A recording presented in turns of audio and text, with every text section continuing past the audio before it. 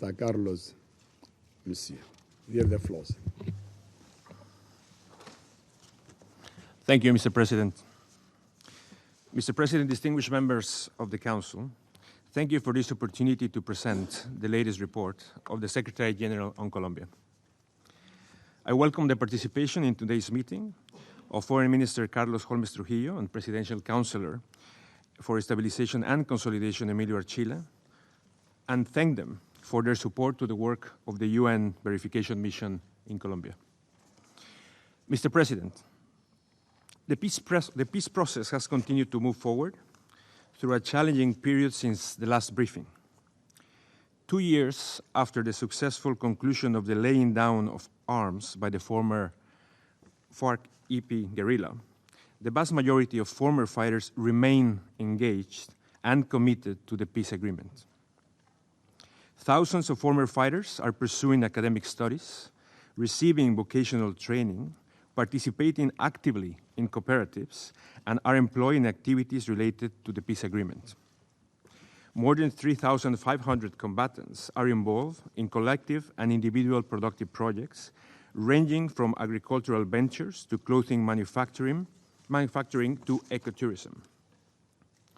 It is important to emphasize the commitment of these former combatants to the peace process, given the regrettable and unjustified actions of a few FARC-EP commanders, former EP commanders, who recently announced that they have taken up arms again.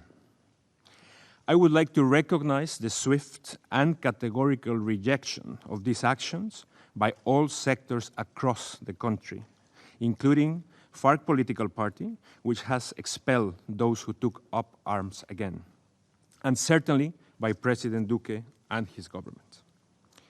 The Special Jurisdiction for Peace also declared that all those who announce their rearmament would be excluded from its jurisdiction and lose the benefit provided under the peace agreement. It is now more important than ever to support the women and men who remain resolutely committed to peace and transforming their lives and those of their families and communities. Important results have been achieved in the approval of productive projects by the National Reintegration Council, but further efforts are still needed, given that the projects that have thus far received this funding represent 14.7% of the accredited former combatants. It is key to accelerate the pace of disbursement of funding and to guarantee access to land. Additionally, it is fundamental for all actors to ensure that these projects become sustainable, and so that former combatants and surrounding communities can see lasting results from their hard work. All reintegration efforts should involve and benefit local communities as well as empower women. I welcome that all productive projects approved by the National Reintegration Council include a gender-sensitive approach. I trust that both parties will work together to move forward in their implementation. Mr. President, I am pleased to report that the government temporarily extended the monthly allowance, the provision of food and services, and the presence of public security forces around the former territorial areas for reintegration. The decree regulating this transition was adopted on 9 September, although specific details are still pending. I welcome the announcement by the Presidential Council for Stabilization on the extension of the monthly allowance and food services until August 2020. Now, I would like to draw your attention to the situation of more than 8,000 former combatants living outside the former territorial areas. These former combatants have limited access to reintegration benefits, and they are more vulnerable to violence and to recruitment by illegal armed groups. More should be done to support this population. Señor Presidente, la semana pasada... Mr. President, last week I was in the department of Putumayo, a region where half the population is registered as victims of the conflict, and yet has not received the full benefits of the signature of the agreement.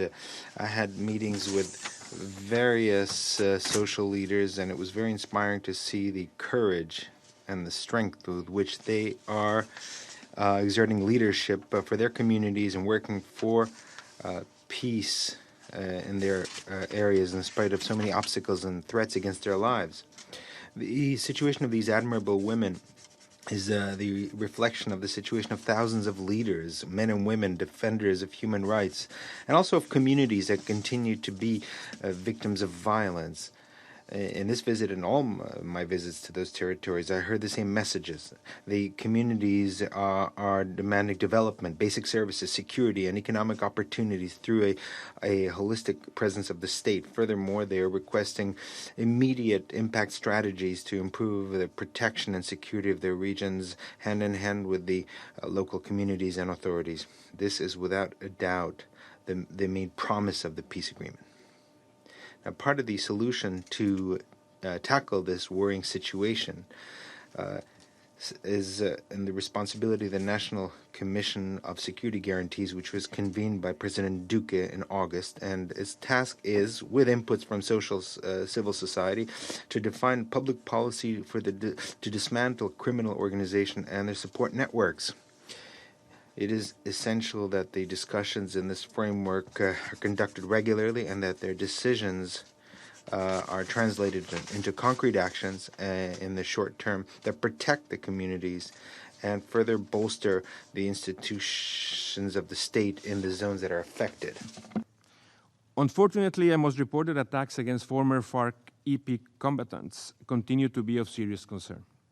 Since my last briefing to the Council, 20 former combatants have been killed, for a total of 151 since the signing of the peace agreement. There has been some progress in the implementation of various measures announced by the government to strengthen security guarantees for former combatants and to step up investigations into these killings. But more needs to be done, including to address the continued budgetary shortfalls faced by the entity in charge of providing protection for former combatants. Mr. President, the departmental and local elections are less than 3 weeks away, and violence against candidates is affecting political parties across the ideological spectrum, including FARC, which is participating in local elections for the first time. Protection measures for all candidates should be strengthened. I welcome the National Pact signed in August by 12 national political parties rejecting violence and calling for a peaceful and respectful campaign. It should serve certainly as an example of how dialogue can lead to consensus. Dialogue is also key to overcoming challenges in the implementation of the peace agreement.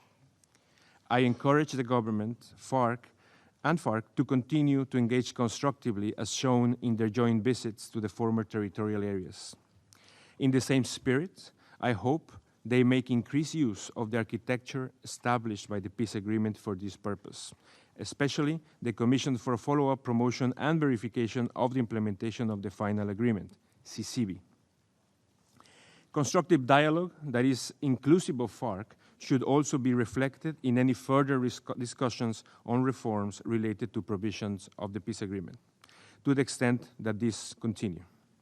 It will also be important to ensure that any such reforms have only future applications, as Minister Holmes Trujillo has emphasized previously to this Council. Mr. President, on 26 September, the 10 former FARC-EP commanders appeared before the Special Jurisdiction for Peace to acknowledge their responsibility and ask forgiveness for kidnappings committed during the armed conflict. This was also an important step in the implementation of the provisions in the peace agreement that seek to ensure accountability, truth, and reconciliation.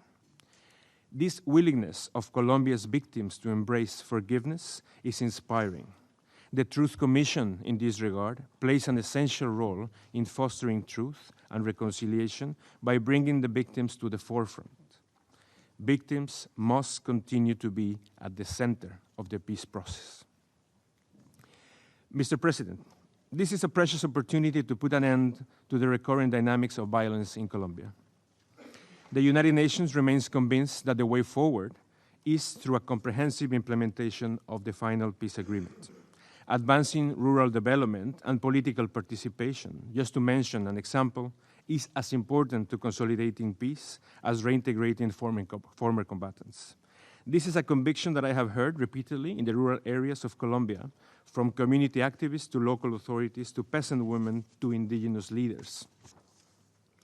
The hopes of Colombians for a peaceful and prosperous future can be realized if all of us, the government, FARC, Colombian society as a whole, and the international community work together to ensure that the letter and spirit of the peace agreement become concrete deeds and actions to improve the lives of those who have most suffered from the conflict. The unified support of this Security Council to the peace process will continue to be of the essence.